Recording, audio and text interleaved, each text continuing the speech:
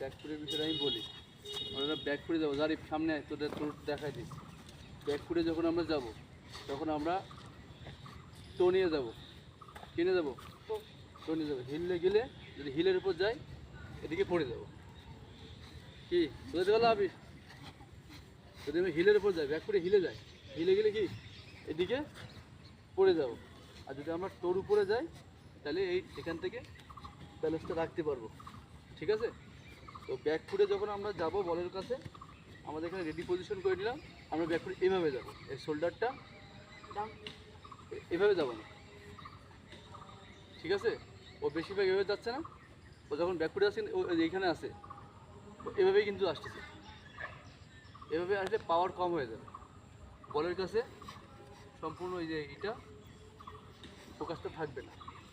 ঠিক আছে? এই জন্য আমরা যখন ব্যাকফুটে খেলবো, আমরা রেডি পজিশন থেকে এইভাবে যাবো। এই বল যদি এদিকে আসে এভাবে আসবে, এদিকে বল আসলে এভাবে আসবে, আমরা বল এভাবে আসবে। এই এই এদিকে যাবো। হ্যাঁ, এখান থেকে এই কোণে যাবো, এভাবে যাবো।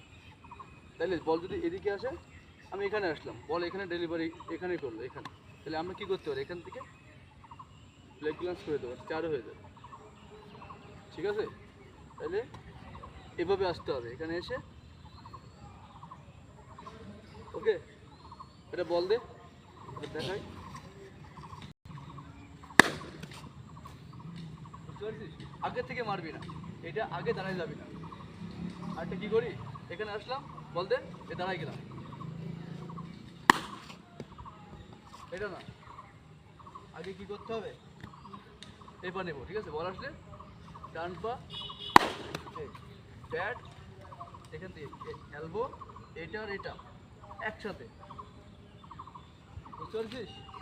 স্ট্যাম্প ব্লক করলাম। এবার এই দুটো একসাথে, বল যদি এদিকে আসে, এই বল যদি এদিকে আসে, এটা একসাথে কাজ হবে। ওয়েটটা এই হবে। কি জানিস? বুঝতে পারছিস? বল দে। এই এই এটি পজিশন দাঁড়ায় গেলাম। এই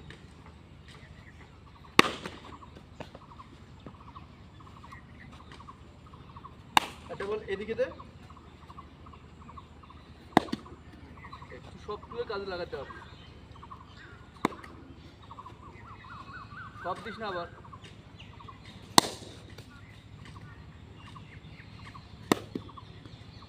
ওরা পুকুরে চলে গেল।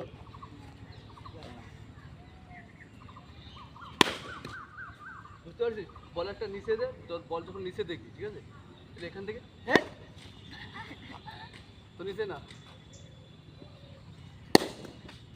এইখানে ডাউন হয়ে গেছে।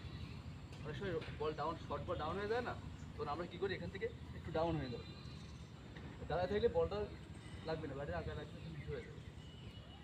ঠিক আছে? নে এবার খেল, এই বলগুলো উঠে দে।